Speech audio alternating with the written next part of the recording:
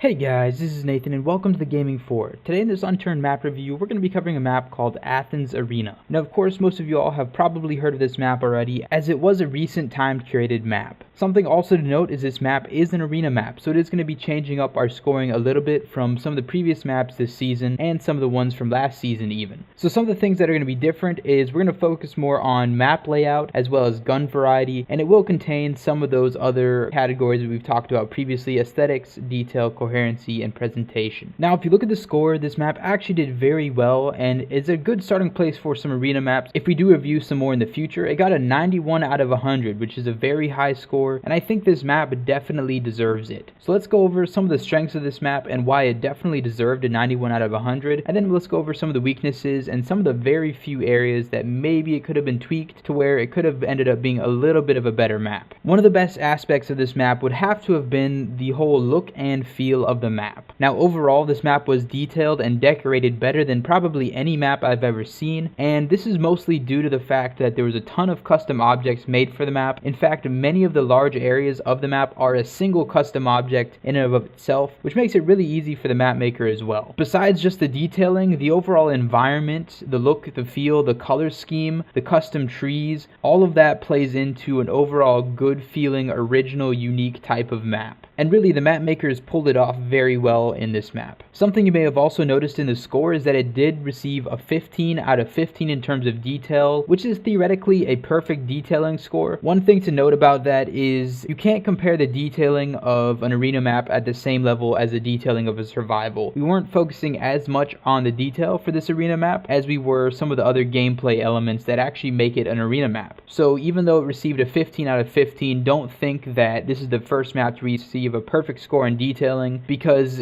you can't really compare a survival map to an arena map in that way. Besides the detailing, the look, and the feel of the map, there was actually one other area that was very important, and that is the overall map layout. Now there's a few things to consider when thinking about a PvP map layout. First of all, you have to think about dead ends and how many pathways you have to get to those major significant locations. And in an arena map, the significant location is going to be the ending circle, because that's where everybody and all the players are going to be drawn towards. So you want to make sure that this central location or those important areas are not dead ends specifically, because dead ends are very easy to camp, and it would give the person that gets there first a clear advantage over everybody else that's trying to make their way into that area. Something else to consider when you think about PvP map layout is the distances between combat. It is very important to provide short, medium, and long distances between each of the areas so that players can choose their own type of PvP style. For example, if it's all long distances, obviously your rifles and your snipers are going to have an advantage, whereas if it's all short distance, the SMGs and the shotguns are going to have an advantage. So it's very important to provide varying amounts of distances between these areas, these open areas, where the players will be fighting. In terms of the overall map size, I think this map was just large enough to where it could easily support 10 plus people, which is pretty important because, of course, with a timed curated map, you're going to see a lot of servers pop up that are wanting to host this map, and so of course a lot of the players are going to be playing online with a lot of other people, and of course if your map is too small, you're going to have problems with that. So this map is definitely large enough to support a good amount of people, to add a lot of randomization and chaos and overall fun to the arena map experience. One of the last things relating to the PvP gameplay that I wanted to mention was the amount of gun variety that was included. This map does include, I think, one from every type of gun category. There's at least one shotgun, there's at least one sniper, there's at least one LMG, there's a couple different assault rifles and SMGs. And because of this, it gives the players a lot of options in terms of what guns they want to use, and as a result, what types of strategies they want to try to use to win the arena map. The last positive thing I wanted to mention about this map has to have been the inclusion of custom content. Out of all of the maps that I've seen, including the permanent official maps,